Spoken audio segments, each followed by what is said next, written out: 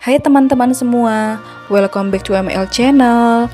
Hari ini kita akan melanjutkan cerita dari novel Kisah Janda Perawan, di mana di episode sebelumnya sudah dijelaskan bagaimana sikap seorang lelaki seperti Raska yang tampaknya sangat pencemburuan, yang terkadang membuat kekasihnya Miranda merasa lelah menjalin hubungan dengannya, terlebih tanpa adanya restu dari orang tua Miranda.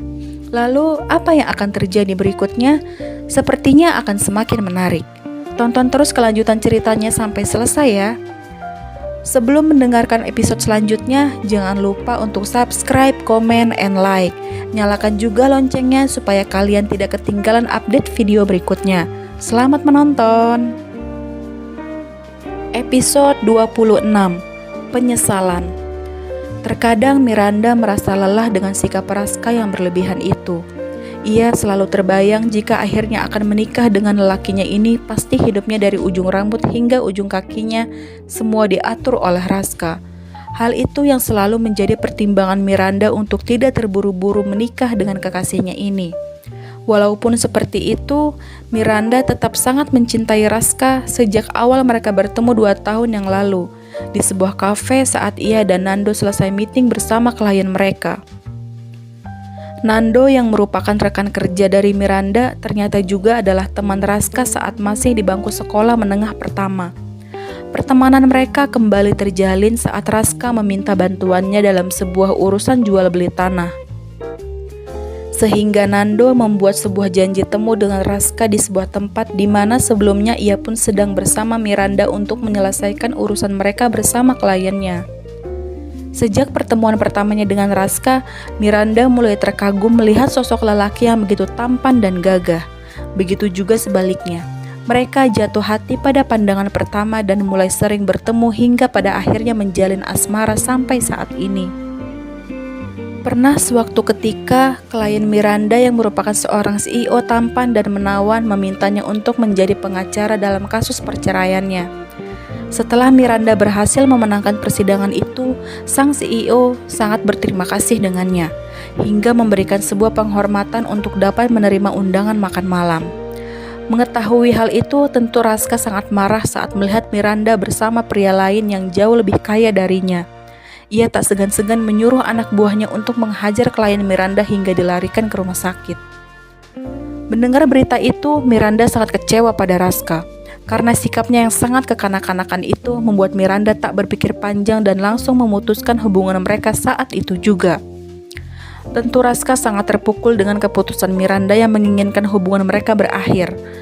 Maksud hatinya hanya ingin gadis yang dicintainya tak boleh dimiliki atau dicintai juga dengan orang lain. Malah membuatnya menjadi gelap mata dan hati. Namun, Raska tak menyerah untuk kembali mendapatkan cinta Miranda. Setiap hari ia selalu berusaha menemui gadis itu dan terus meyakinkannya untuk mendapatkan kesempatan lagi. Melihat perjuangan Raska yang hampir 2 bulan penuh tak menyerah pun berhasil membuat hati gadis itu luluh. Miranda kembali berbaik hati pada Raska, mengingat ia juga masih sangat mencintai lelaki itu. Membuatnya memberikan kembali kesempatan itu untuk Raska dengan berbagai macam persyaratan. Setelah persyaratan itu disetujui oleh Raska, mereka pun kembali menjalankan kisah asmaranya. Walaupun sifat cemburu Raska yang tak bisa hilang sepenuhnya, tentu masih menyisakan sebuah trauma pada setiap lelaki yang mendekati gadisnya, termasuk tentang Zaka, mantan supir pribadi Miranda. Ya udah deh, lain kali aku pakai gamis sama cadar aja kalau gitu, biar nggak ada lagi yang berani godain aku dan dekatin aku. Puas kamu, tegas Miranda membuat Raska terkekeh. Ide yang bagus. Oh ya, kamu mau aku minta salah satu asisten di rumah buat temenin kamu di sini nggak? Kasian kalau kamu sendirian di rumah sebesar ini, ucap Raska. Boleh deh, tapi besok pagi aja. Soalnya malam ini aku maunya ditemanin sama kamu. Miranda kembali bergeliat manja pada kekasihnya itu. Sedangkan Raska tak pernah bisa menolak jika gadis yang dicintainya itu tak pernah mau ditinggalkan olehnya, membuat ia hari ini harus bermalam di rumah besar itu bersama Miranda. Sementara itu di lain tempat, Ambar yang sudah tiba di rumah sakit segera bergegas menuju kamar rawat Randy yang diikuti oleh Adia. Sebelumnya mereka sudah memakai lengkap pakaian pelindungnya. Langkah Adia melambat saat melihat putranya terbaring lemah tak berdaya di atas tempat tidur. Dengan tubuhnya yang sangat pucat dan kurus, jauh berbeda saat terakhir kali ia melihat putranya yang tampak sehat dan baik-baik saja.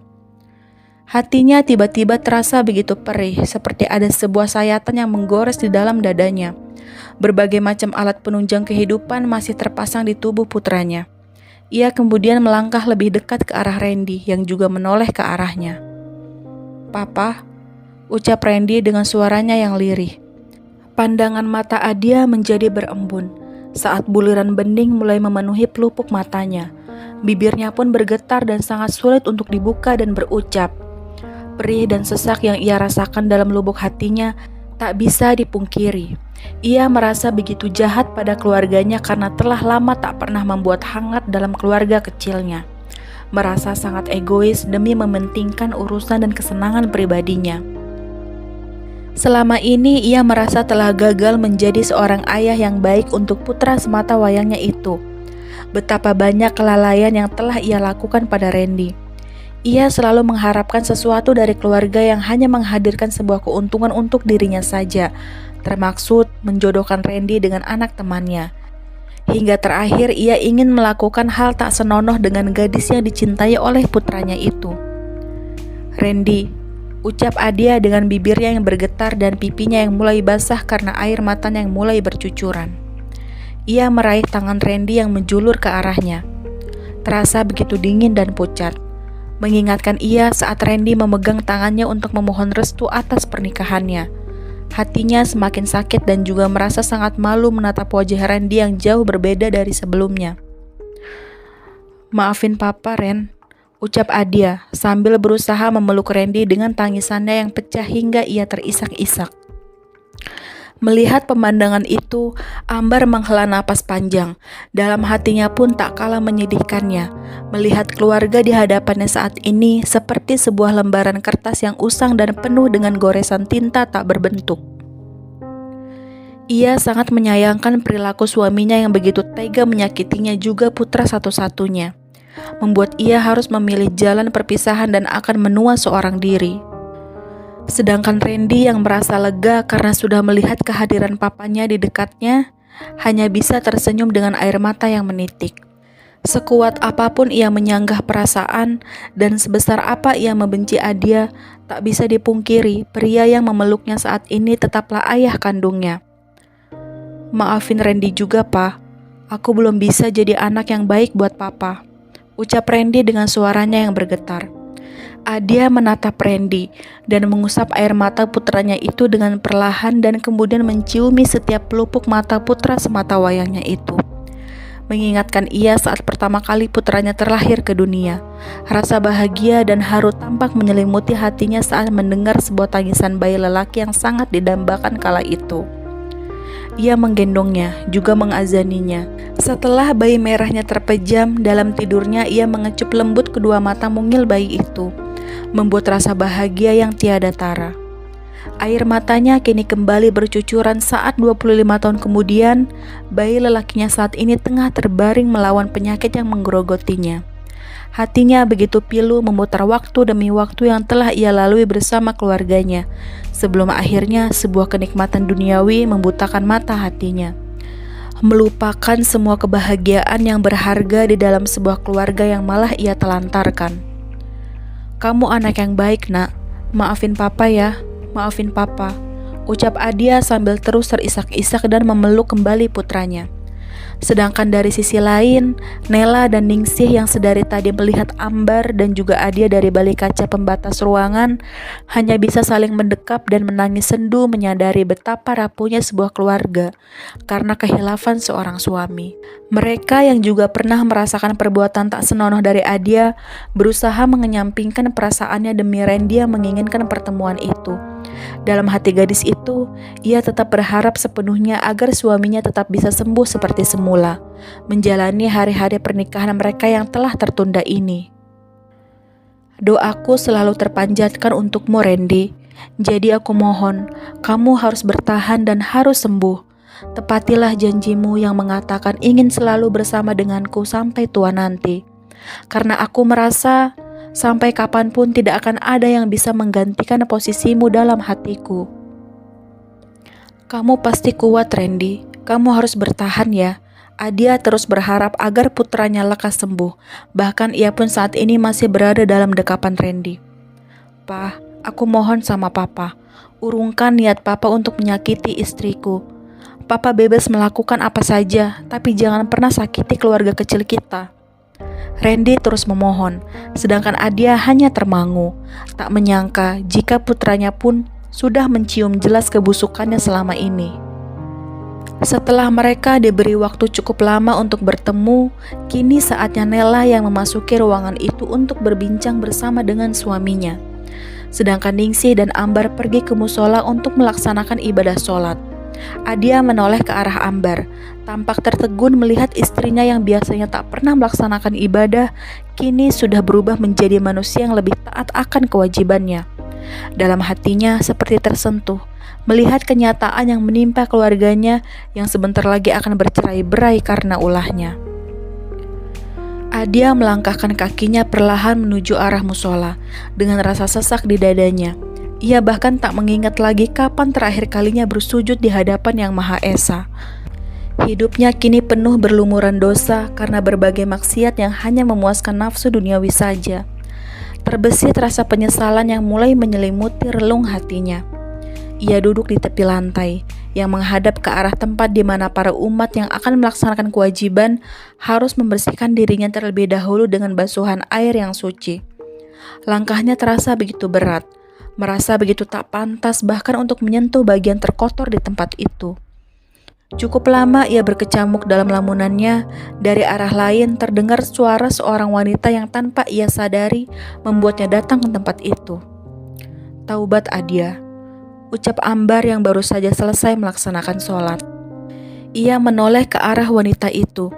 Tampak raut wajahnya memancarkan semburat cahaya yang dapat meneduhkan mata, membuat rasa sesal dalam hatinya kembali menyudutkan benaknya.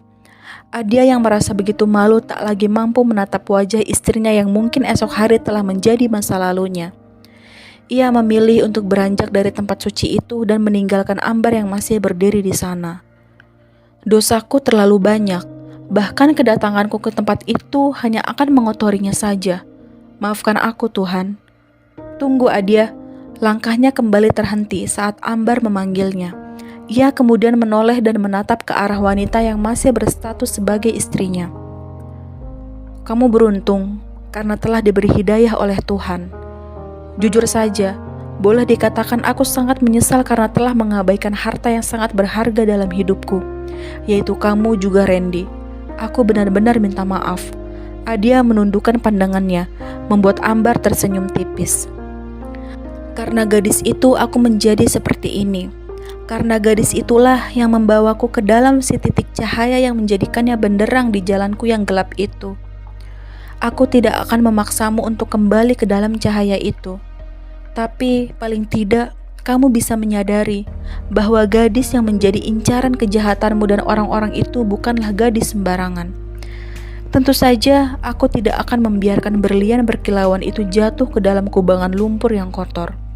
Ucapan Ambar seperti sebuah tamparan keras untuk Adia.